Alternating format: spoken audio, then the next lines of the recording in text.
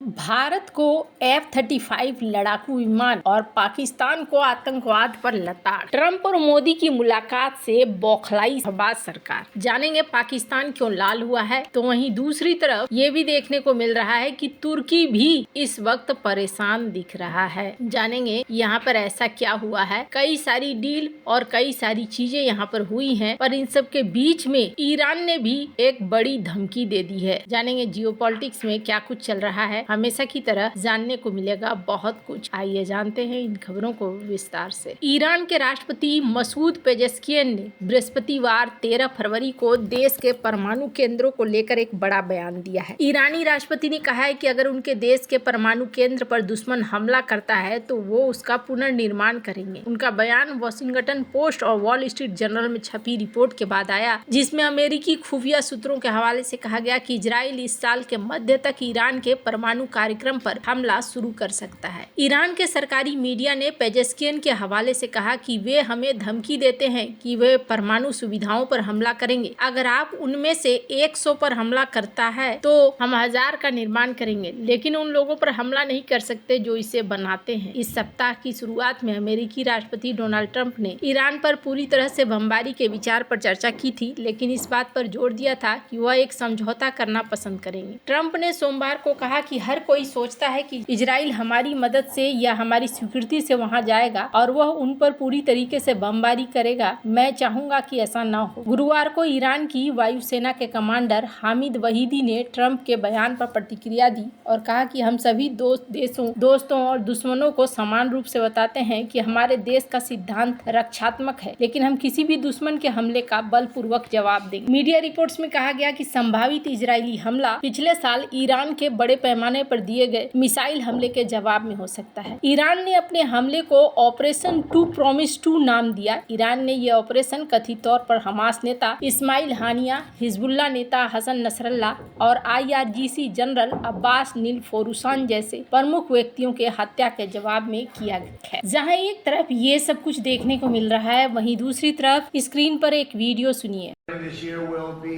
increasing military sales to India by many billions of dollars. We're also paving the way to ultimately provide India with the F-35 stealth fighters. In 2017, my administration revived and reinvigorated the Quad security partnership. In our meeting today, the Prime Minister and I reaffirmed that strong cooperation among the United States, India, Australia, and Japan.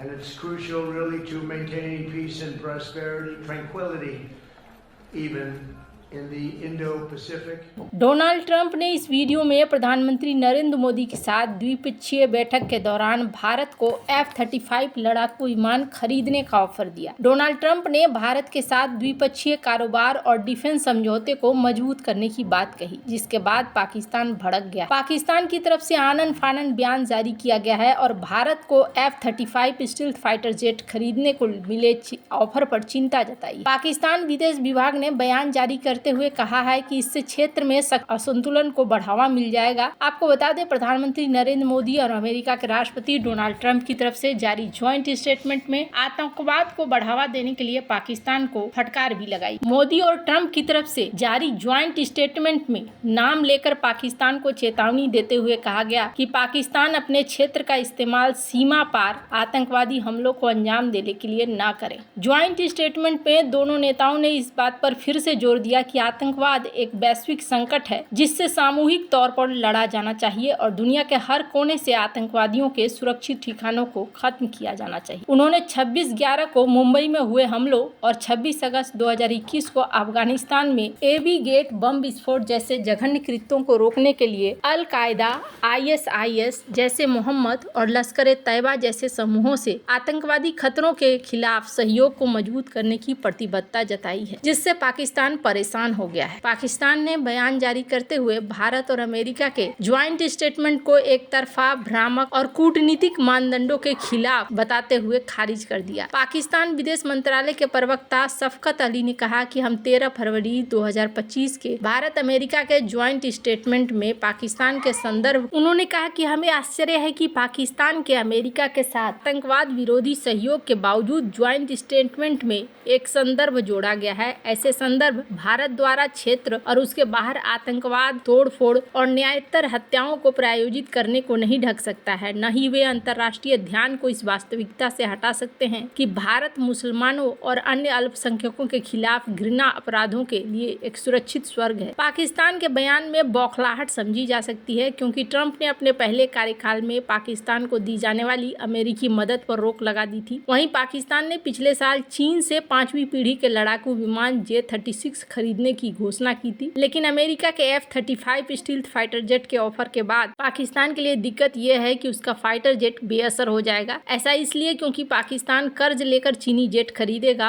और अगर भारत के पास भी उसी तरह का fighter jet आ जाता है तो पाकिस्तानी एयरफोर्स की मारक क्षमता खत्म हो जाएगी। इस बात ने उसे बौखला दिया है। खैर, अब जहां टेंशन दे दिया है शहबाज शरीफ को, तो वहीं जो जॉइंट स्टेटमेंट है उस जॉइंट स्टेटमेंट में सीधे सीधे पाकिस्तान का नाम है। वैश्विक आतंकवाद के खिलाफ निश्चित ही लड़ाई लड़ी जानी चाहिए। इसमें कहा गया कि दोनों नेताओं ने ग्लोबल टेररिज्म के खिलाफ लड़ने की अपनी प्रतिबद्धता की पुष्टि की है और पाकिस्तान से 26/11 मुंबई और पठानकोट हमलों के अपराधियों को जल्द से जल्द न्याय के कटघरे में लाने और ये सुनिश्चित करने का आह्वान किया है। ज्वाइंट स्टेटमेंट में नाम लेकर पाकिस्तान को चेतावनी दी गई कि पाकिस्तान अपने क्षेत्र का इस्तेमाल सीमा पार आतंकवाद हमलों को अंजाम देने के लिए ना करे। द्विपक्षीय बैठक के दौरान दोनों नेताओं ने भारत और अमेरिका के बीच ग्लोबल साझेदारी पर भी जोर दिया है। तो यहाँ पर इस स्टेटमेंट से टेंशन में आ गया है पाकिस्तान, न जाने आगे क्या होगा। F-35 के अलावे भी कई सारी डील हुई है और कई सारी बातें हुई है। अमेरिका और भारत ने न सिर्फ आतंकवाद के खिलाफ बल्कि इंडो पैसिफिक में एक प्रमुख रणनीतिकार क्वाड की साझेदारी को मजबूत करने की बात भी कही है। बैठक के दौरान अमेरिका ने भारत को और ज्यादा डिफेंस टेक्नोलॉजी और सैन्य उपकरण देने पर सहमति जताई है। भारत की ऊर्जा जरूरतों को देखते हुए अमेरिका ने भारत को कच्चे तेल, प्राकृतिक गैस की आपूर्ति बढ़ाने का भी फैसला किया है। भारत और अमेरिका ने आर्टिफिशियल इंटेलिजेंस के क्षेत्र में भी सहयोग बढ़ाने का फैसला किया है। दोनों देश मिलकर एडवांस AI सिस्टम विकसित करेंगे। अमेरिका और भारत ने अपने व्यापारिक असंतुलन को कम करने पर सहमति जताई है। ट्रंप ने कहा है कि अमेरिका भारत के साथ व्यापार घाटे को कम करने के लिए नए समझौते करेगा। इससे दोनों देशों के व्यापार को और बढ़ावा मिलेगा। अभी कहा जा रहा है पीएम मोदी के द्वारा ये भी कहा गया कि हम 2 और कॉन्सुलेट यहाँ पर खोलने जा रहे हैं। पीएम मोदी ने यूक्रेन युद्ध समाप्त करने के राष्ट्रपति डोनाल्ड ट्रंप के कोशिशों का समर्थन किया। इसके अलावा उन्होंने साफ किया कि यूक्रेन युद्ध में भारत तटस्थ नहीं है बल्कि शांति के पक्ष में है। राष्ट्रपति ट्रंप ने पारस्परिक टैरिफ पर जोर देते हुए कहा कि भारत में टैरिफ बहुत ज्यादा है और अमेरिका भी भारत से उसी दर पर शुल्क लगाएगा। उन्होंने कहा कि अमेरिका को व्यापार में भारत से $100 बिलियन का नुकसान होता है। राष्ट्रपति डोनाल्ड ट्रंप ने भारत चीन तनाव को खुद से दूर